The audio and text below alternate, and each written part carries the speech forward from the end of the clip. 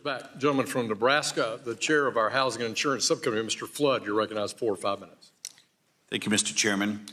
Chairman Powell, later this week, the banking agencies will be proposing changes to the supplementary leverage ratio, which we think are long overdue, considering the Fed in 2021 indicated that they would soon put out proposals for reform to the SLR and never actually did.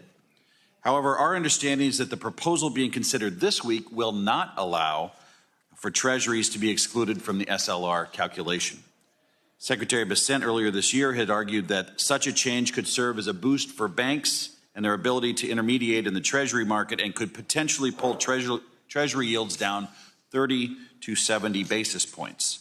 Chairman Powell, do you agree with the Treasury Secretary's comments on the potential positive impact of SLR reform on the Treasury market? And what is the rationale for not excluding treasuries from the SLR calculation in the proposed rule? So I agree that when the leverage ratio is binding, it discourages banks from undertaking low margin, fairly safe activities such as mediation in the Treasury markets.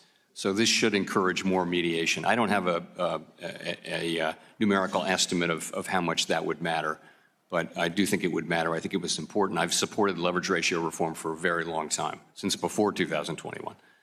Chairman, in terms of the structure of the thing, I think we're seeking comment on a particular proposal that doesn't involve exclusion, but we're also asking a question about exclusion. Mr. Chairman, considering the Fed temporarily excluded treasuries from the SLR calculation during the COVID pandemic, were you aware of any safety and soundness or financial stability problems that arose as a result of that decision? And if not, why was that relief terminated in 2021? So that was an emergency measure.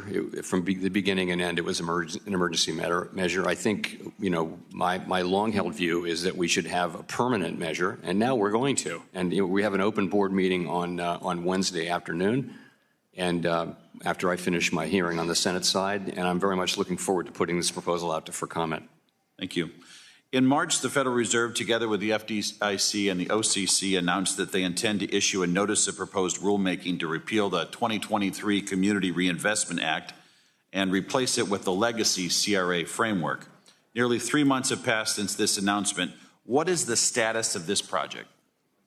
Well, we're going to do what we said we were going to do. It's just a question of execution, and I think you'll see that coming. This would be so Vice Chair Bowman has the job of sequencing these things, and that one's certainly coming.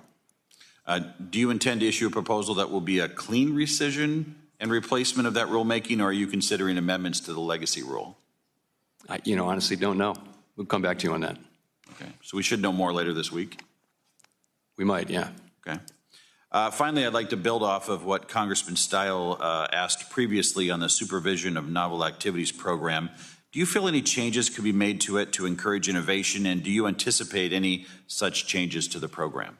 I do, and I also think Governor Bowman, now Vice Chair Bowman, is someone who is actually deeply knowledgeable and experienced in supervision, and that hasn't really been the model. We've more had people who are experts on regulation. I think she brings a particular ability to move supervision in a healthy direction while also preserving safety and soundness. And that's what you mentioned is one of the dimensions in which I think that will be true.